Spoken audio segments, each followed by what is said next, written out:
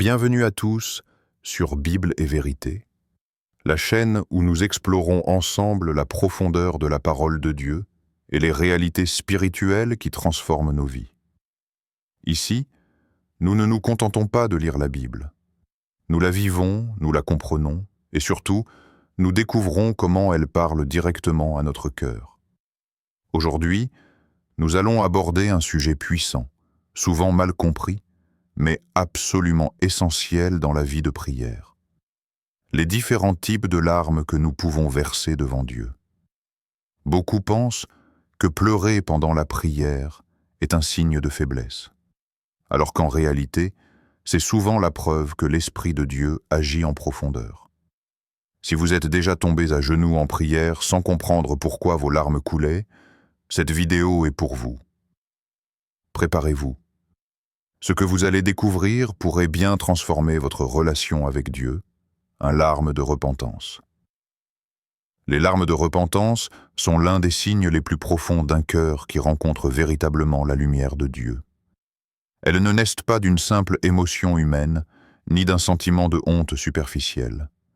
Elles surgissent lorsqu'une personne perçoit, parfois pour la première fois, la sainteté de Dieu face à sa propre fragilité.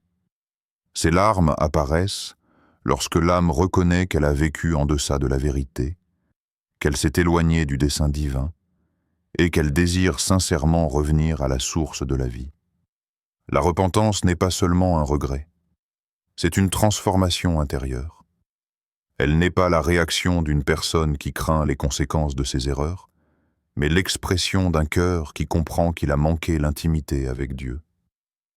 Les larmes de repentance sont donc des larmes spirituelles provoquées par la conviction du Saint-Esprit. Elles lavent, purifient, délogent ce qui était lourd, ce qui oppressait silencieusement.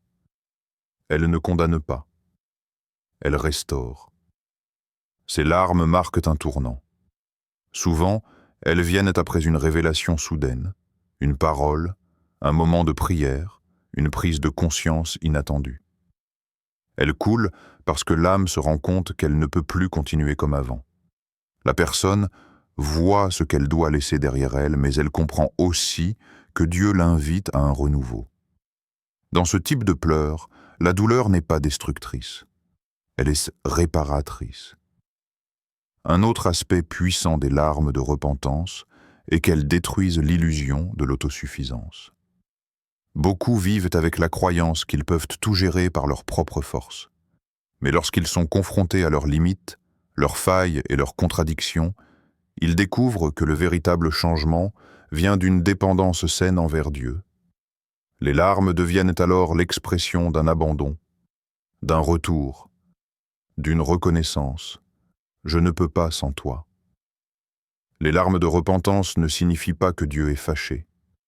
Au contraire, elles prouvent que son amour continue d'agir. Quand quelqu'un est encore capable de ressentir cette conviction intérieure, c'est le signe que son cœur n'est pas durci. Le danger n'est pas de pleurer. Le danger est d'être incapable de sentir quoi que ce soit. Ces larmes témoignent que l'esprit travaille, qu'il attire, qu'il corrige avec tendresse. Lorsque ces larmes cessent, quelque chose a changé. La personne se relève plus légère, plus centrée, plus lucide. La repentance ouvre la porte à une nouvelle saison. La paix revient, l'espoir renaît, la conscience est apaisée. On ne reste pas dans la tristesse, on évolue vers la restauration. Les larmes sont le passage entre l'ancien moi et celui qui est en train de naître. Elles sont un point de rupture, mais aussi un point de départ. Deux larmes d'intercession. Les larmes d'intercession sont différentes. Elles ne proviennent pas d'un fardeau personnel, mais d'un fardeau emprunté. Ce sont les pleurs de quelqu'un qui porte, pour un moment, le poids spirituel, émotionnel ou moral d'une autre personne, d'une famille, d'une situation ou même d'une nation entière. Ces larmes surgissent lorsque le croyant se connecte au cœur de Dieu et qu'il ressent, à travers cette connexion, la compassion, la douleur ou la justice divine qui réclament une intervention. L'intercession est bien plus qu'une prière prononcée pour autrui. C'est un acte dans lequel l'esprit du croyant se place entre deux réalités: la volonté parfaite de Dieu et l'état fragile de la terre. Entre ces deux mondes, il devient un pont. Mais ce pont n'est pas construit uniquement avec des mots. Il est construit avec des soupirs, des gémissements, des larmes qui expriment des choses impossibles à formuler verbalement. Lorsque quelqu'un pleure en intercédant, ce n'est pas un signe de faiblesse spirituelle, mais un signe d'union profonde avec Dieu. Les émotions ne dirigent pas la prière. L'Esprit Saint est celui qui dirige. Il partage son propre fardeau, un fardeau que seuls ceux qui acceptent d'écouter peuvent ressentir. Les larmes deviennent alors un langage prophétique. Elles attirent la présence de Dieu sur une situation qui en a besoin. Elles brisent des résistances invisibles. Elles déplacent des obstacles spirituels. Les larmes d'intercession peuvent apparaître pour un enfant qui s'écarte, un conjoint blessé, une ville ravagée, une nation en crise, un ami en danger, ou même une personne que l'on ne connaît pas personnellement. Elles ne dépendent pas de la proximité émotionnelle. Elles dépendent de l'obéissance intérieure. Lorsque l'Esprit presse un cœur d'intercéder, il le fait parce qu'une bataille est en cours. Ces larmes sont stratégiques. Elles arrivent au moment où la situation spirituelle est la plus tendue. Elles ne montrent pas la faiblesse du croyant, mais sa disponibilité. De nombreux mouvements spirituels et réveils historiques ont commencé avec des intercesseurs qui pleuraient en silence, portant la douleur des autres afin qu'ils puissent rencontrer la liberté. Un autre aspect, souvent ignoré, est que les larmes d'intercession imprègnent spirituellement le sol. Comme la pluie rend la terre fertile, les larmes préparent les situations à recevoir la transformation divine. Elles sont une semence invisible qui produit une récolte visible, parfois longtemps après que l'intercesseur a cessé de prier. Lorsqu'on finit de pleurer, un soulagement intérieur apparaît. On sent que quelque chose s'est déplacé. Une oppression s'est levée. Une bataille a été remportée. Et bien que l'intercesseur ne voit pas immédiatement les résultats, il sait que son action n'a pas été vaine. Ces larmes ne sont pas émotionnelles. Elles sont spirituelles, puissantes et profondément alignées avec le cœur de Dieu. 3 larmes d'adoration.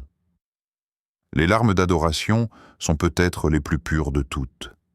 Elles ne sont pas liées à un manque, à un besoin, à une douleur ou à une demande. Elles ne proviennent pas d'une souffrance, mais d'un émerveillement. Ce sont les larmes qui surgissent lorsque l'âme rencontre la beauté, la sainteté ou la présence de Dieu avec une telle profondeur que les mots deviennent insuffisants. L'adoration prend alors la forme d'un débordement émotionnel. Dans ces moments-là, on ne vient pas à Dieu pour recevoir quelque chose. On vient pour lui offrir tout ce que l'on est. L'âme se tient devant la grandeur divine et elle est laissée captiver. Cette captivation engendre un respect profond, une gratitude silencieuse, un amour qui dépasse la compréhension. Les larmes deviennent un acte d'offrande, un langage intime, presque secret, entre le croyant et son Créateur.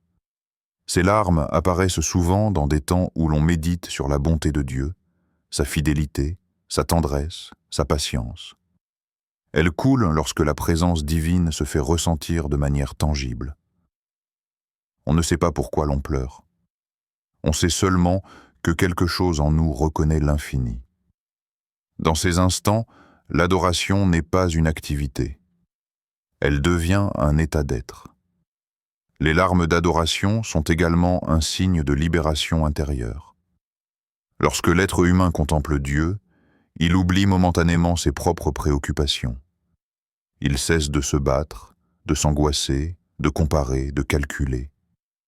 L'âme retrouve sa position d'origine, un enfant devant son Père. Cette posture ramène la paix, guérit l'esprit, restaure l'émotionnel. Les larmes qui coulent purifient, non pas à cause de la douleur, mais à cause de la présence de l'amour divin. Un autre aspect fascinant de ce type de larmes est qu'elle désarme complètement l'ennemi spirituel. Le mal comprend la peur, la colère, le péché, la tentation, mais il ne comprend pas la vraie adoration. Il ne peut pas imiter un cœur qui pleure d'amour pour Dieu. Ces larmes deviennent alors une protection, une forteresse intérieure qui repousse l'obscurité. Les larmes d'adoration peuvent surgir dans un moment simple. Une musique, un silence, une phrase de prière, un souvenir, un miracle, ou même sans déclencheur. Elles viennent quand l'âme se synchronise soudainement avec le ciel. Ce sont les larmes les plus proches de l'éternité, car elles anticipent ce que sera l'adoration céleste, pure, constante, ininterrompue, débordante. Quand ces larmes coulent, on réalise que Dieu ne se cherche pas seulement des serviteurs, mais des adorateurs. Non pas des adorateurs capables de chanter parfaitement, mais des adorateurs capables d'aimer profondément. Ces larmes révèlent que la relation avec Dieu a franchi un seuil. Il n'est plus seulement un secours, mais un trésor. Plus seulement un refuge, mais la raison de vivre. 4. Larmes de travail spirituel. Les larmes de travail spirituel sont des larmes intenses, profondes, souvent difficiles à expliquer. Elles surgissent dans les moments où l'âme est en train de pousser quelque chose dans le monde spirituel, un changement, une délivrance, une percée, une promesse, une transformation. Le terme « travail » n'est pas choisi au hasard. Il évoque le travail d'accouchement, ce moment où une femme traverse une douleur intense parce qu'une vie nouvelle est sur le point de voir le jour. De la même manière, ces larmes annoncent qu'un mouvement invisible est en train de prendre forme. Lorsqu'une personne traverse ce type de prière, elle ressent une pression intérieure inhabituelle. Ce n'est pas une simple émotion, c'est une force spirituelle qui agit dans ses profondeurs. On peut avoir l'impression qu'un poids appuie sur l'âme, comme si quelque chose cherchait à s'ouvrir, à se libérer, à éclore. Ces larmes ne sortent pas calmement. Elles jaillissent, parfois accompagnées de tremblements, de soupirs, de cris étouffés. C'est un moment où l'esprit prend le dessus sur le mental. Les larmes de travail surviennent souvent lorsque Dieu prépare une percée importante. Elles apparaissent dans les saisons où la personne est sur le point de voir une promesse longtemps attendue se manifester. Ce type de pleurs peut se produire avant un changement majeur. La restauration d'une famille, la naissance d'un projet, une guérison, une décision spirituelle, une délivrance. Comme dans tout accouchement, il y a une intensité, une douleur, mais aussi une anticipation. L'un des aspects les plus puissants de ces larmes est qu'elles signalent la collaboration entre l'être humain et l'Esprit de Dieu. La personne n'est pas simplement en train de prier.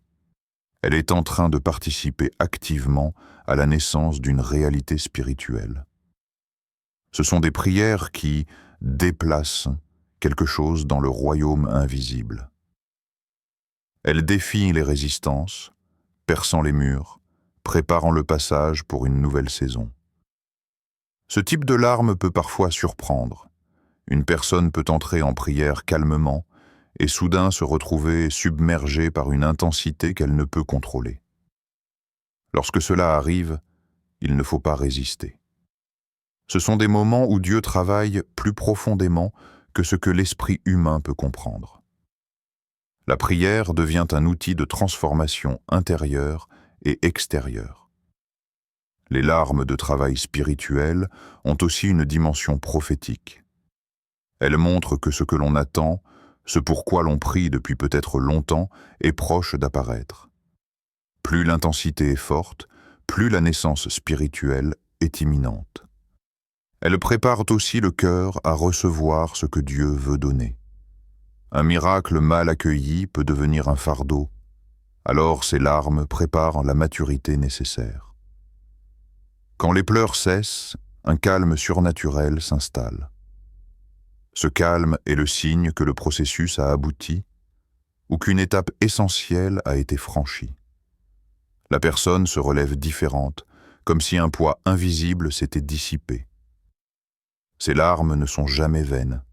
Elles participent à la construction d'un avenir spirituel puissant. 5. Larmes de délivrance.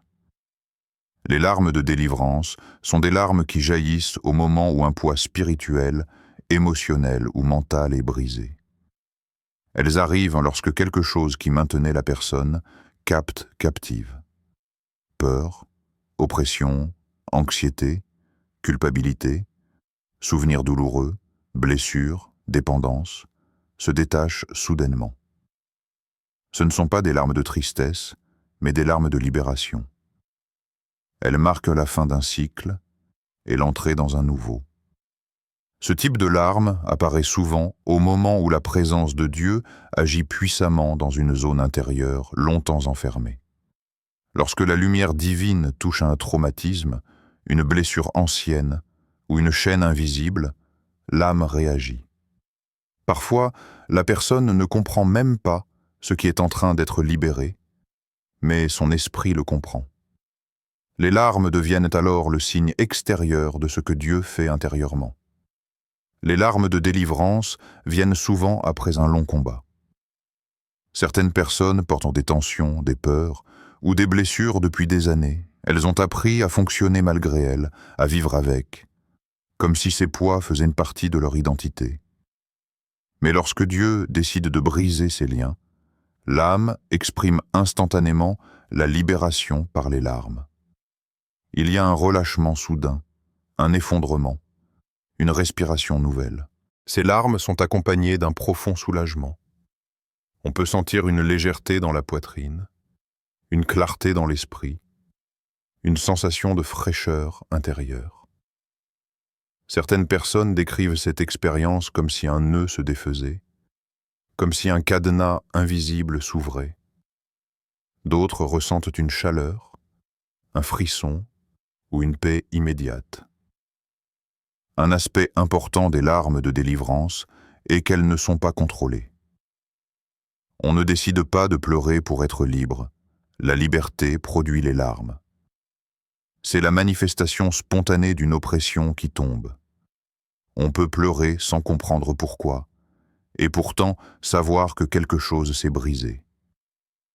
Ces larmes sont aussi un témoignage de la puissance de Dieu. Elles montrent que la personne n'est plus prisonnière. Le passé ne dirige plus le présent. Ce sont des larmes de victoire, même si elles sortent avec intensité.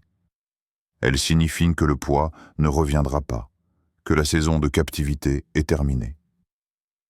Après ces larmes, on voit souvent des changements visibles. La personne respire mieux, dort mieux, parle différemment, réagit différemment. Sa vision de la vie se transforme.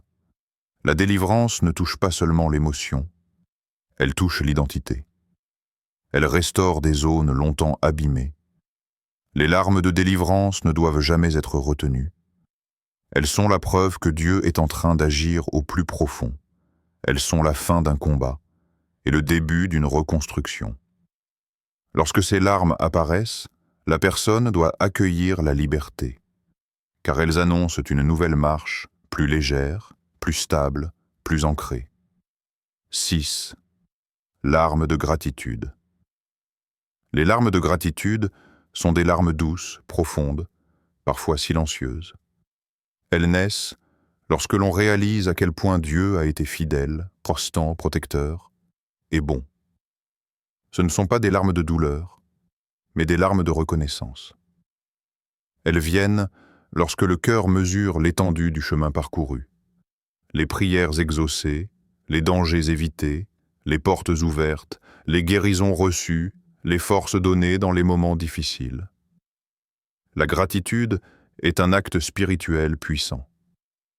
Elle exige une mémoire active, se souvenir de ce que l'on a reçu, de ce que l'on a traversé et de ce dont Dieu nous a délivrés. Les larmes de gratitude coulent souvent lorsque l'on repense à une situation qui semblait impossible et que l'on réalise que, malgré tout, Dieu a donné une issue. Elles apparaissent lorsque l'on contemple les bénédictions que l'on avait presque oubliées.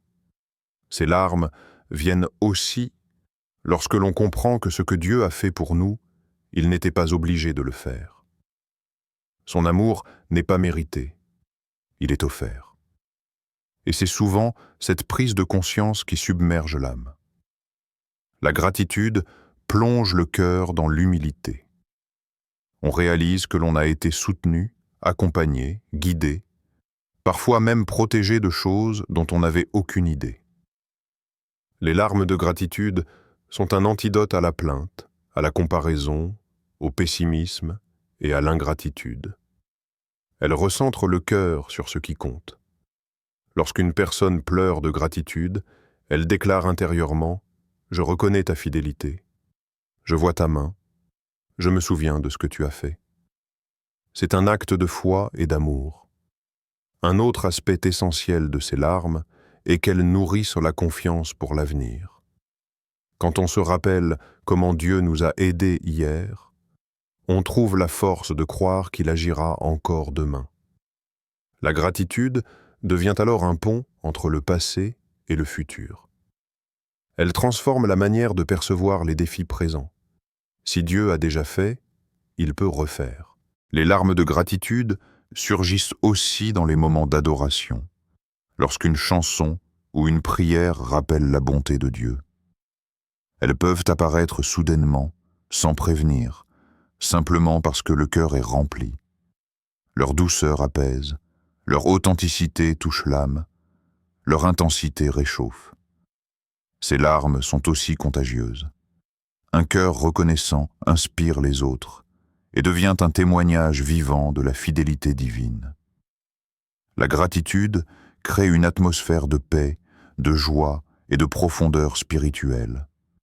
Elle éloigne les ténèbres et renforce la lumière intérieure. Lorsque ces larmes coulent, elles transforment l'attitude. On cesse de regarder ce qui manque et l'on contemple ce qui a été donné. On cesse de se focaliser sur les épreuves et l'on voit les victoires. Elles ramènent le cœur à sa véritable posture, celle d'un enfant reconnaissant devant un père aimant. Les larmes de gratitude ne sont pas faibles. Elles sont puissantes. Elles élèvent l'âme. Elles guérissent. Elles stabilisent. Elles disent « Tu es fidèle, tu es bon, tu es digne de ma reconnaissance ». Les larmes versées dans la prière ne sont jamais insignifiantes. Elles sont des marqueurs spirituels, des réponses du cœur, des signes que Dieu travaille au plus profond de notre être. Qu'il s'agisse de repentance, d'intercession, d'adoration, de travail spirituel, de délivrance ou de gratitude, chacune de ces larmes raconte une histoire. Elles témoignent de là où nous en sommes, de ce que nous vivons et surtout de ce que Dieu est en train d'accomplir en nous. Nos larmes parlent un langage que même nos paroles ne peuvent exprimer. Elles disent ce que notre cœur n'ose pas toujours avouer. Elles ouvrent des portes que nos pensées ne pouvaient pas franchir. Et elles préparent notre vie à recevoir ce que Dieu a déjà prévu. La prière est un lieu de transformation. Et souvent, cette transformation commence avec une larme. Alors, ne méprise jamais les moments où tu pleures devant Dieu. Laisse-le agir. Laisse-le te guérir. Laisse-le te conduire plus loin. Et maintenant, dis-moi dans les commentaires, quel type de larmes penses-tu avoir déjà expérimenté dans ta vie de prière? Je serais honoré de lire ton témoignage ou ton ressenti.